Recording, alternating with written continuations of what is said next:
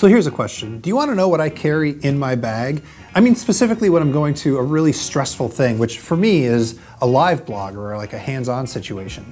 I mean, I'm a tech writer. I get to use pretty much whatever I want. I'm kind of lucky. And so what I have in here must be the best stuff, right? Actually, not so much. So here's all the stuff that I carry into a live blog. And as I unpack my bag, I want to tell a really cheesy story. So there's this movie from the 90s called The Ghost in the Darkness, and it's, I don't know, it's racist, it's terrible, it's colonialism. Anyway, in this movie, Val Kilmer is trying to build a bridge, and turns out there's a lion that's messing with the village, and so he has to shoot the lion. And so there's this moment where he has to, shoot the lion, and his gun doesn't work. And Michael Douglas, the grizzled veteran, rolls in and says, "What happens? Misfire." And then Michael Douglas looks at him, and he says to Val Kilmer, "You went into battle with an unproven rifle?" And I know it's terrible, but I always think about it. When you're going into a high stress event, you actually need to know how to use your tools. They need to be tested and you need to be ready to go. And so all of this stuff right here that you're looking at, these are my proven rifles. So I could talk about this stuff for hours, but I've already sort of posted what's in your bag, and so I think it'd be more interesting for me to bring in Viren, and he can talk about what he carries in his bag for doing hands-ons, and we can just have a conversation about why all this stuff is interesting. So hey, have a seat. Hello.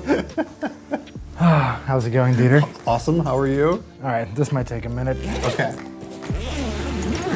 Okay. One lens, 2, 3. All right. Okay, I think that's it. Wow. Yeah. All right, so let's start. Obviously, you're a video director. You've got lots of lenses and a camera here. So why this thing instead of, I don't know, Super Dragon Red or some like little tiny thing or your phone or whatever? So yeah, kind of going off to your point that, you need a proven rifle, things that you trust and things that you know how to operate and just easy to operate. Yeah. So C100 shoots great video. You don't need 4K. You need smaller size files. You want to get it up and quick.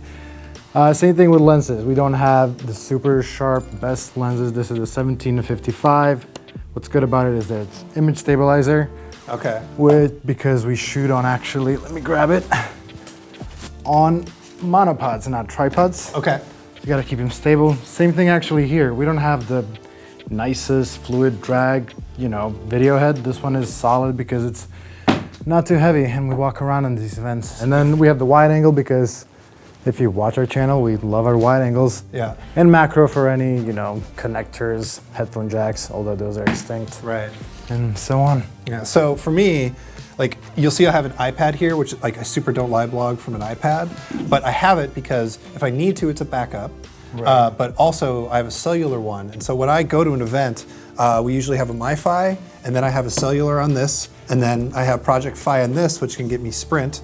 And then I also have a third, an iPhone, which will be on Verizon. And so I have at least 3 ways to get online in case the local Wi-Fi dies, which the local Wi-Fi always dies, right? So you carry a Wi-Fi as well. Yeah. So it like having redundancy is super important for me. Also, I see you live the dongle life as well. This is my case with oh my God, all the dongles you can think of. It's so well organized. Yeah, so this is actually for the iPad. You can use that one. Okay. 2 Thunderbolts, 2 USBs, HDMI, I just have it because I don't know why. Yeah. And Ethernet, USB 3, Apple Watch charger. Yeah. Headphones, 3.5 millimeter, male and female. Yeah. And micro USB, just in case. For me, the process of like getting to know a new piece of technology is like, first thing you do is you learn how to use it. Like every time I pick up this camera, I have to relearn how to set up bracketed shooting. And I have to ask you every time because I suck at it. But after a while, you get to a point where like you feel like you're good at it. And I actually think it's really important. Don't stop once you feel like you've mastered it. You need to start playing around with it at that point. You need to start experimenting, trying new stuff, seeing what works, seeing what you suck at, seeing what's crazy and weird. And then when you go and like you're in the high stress environment, you don't do all that experimental stuff, but it's sort of subliminally in the back of your mind. So you do the thing that you're good at, but when you run into a tough spot, you like have run into tough spots before because you were experimenting with stuff that you weren't able to do, and like one of those things might actually help you solve that problem. All right, one more question. What's this? It's a Nintendo Switch. What? That's a Nintendo Switch. When do you have time at an event to play Nintendo? Well, if there's a surprise concert by U2 or something like that. Oh, then yeah, you're not going to want to watch that. Absolutely Okay, not. that's fair enough. Cool. At least it doesn't download YouTube music onto it. So. Okay, so my takeaway here is not that we're trying to teach you how to do a live blog or do a hands-on. The point here is you don't have to have the best stuff or even necessarily the right stuff. You just have to have stuff that you're really comfortable with and that you've got a bunch of experience using so that when you go in, you don't panic. True. It kind of reminds me of the videos that you see on YouTube when they give a little Barbie camera to a professional photographer, send him out in the field, and he comes back with this glorious stuff. You basically like know how to use a camera. You have a structure for job you're doing, a hands-on, and you just kind of follow the same formula. So whichever instrument you use, it doesn't really matter. Way back in the day, I would used to talk about how the difference between a coder and a non-techie person is when a coder runs into a problem, they don't be like, all technology sucks. They just go and Google and try and figure out the answer. And literally everybody can do that. And that sort of can-do attitude applies to really stressful situations where you have to use technology. And the only way to be able to handle that and not be totally frozen by technology failing is to have spent a bunch of time using it, getting better at it.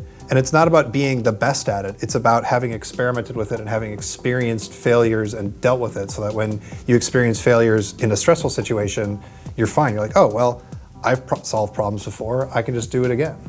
Yeah, we've all been there, right? Yeah. I mean, we all know what the lesson here is, right? Uh-huh. You gonna make me say it? Yeah. Don't go into battle with an unproven rifle. Raffle? Raffle. Thanks so much for watching. If you enjoyed this video, I've got another video that I think you're gonna like even more. It's about slime mold, which sounds weird, but it's actually amazing because it was made by the folks over at Verge Science, who have a whole new YouTube channel, and you should definitely click somewhere to watch it because you're gonna love it.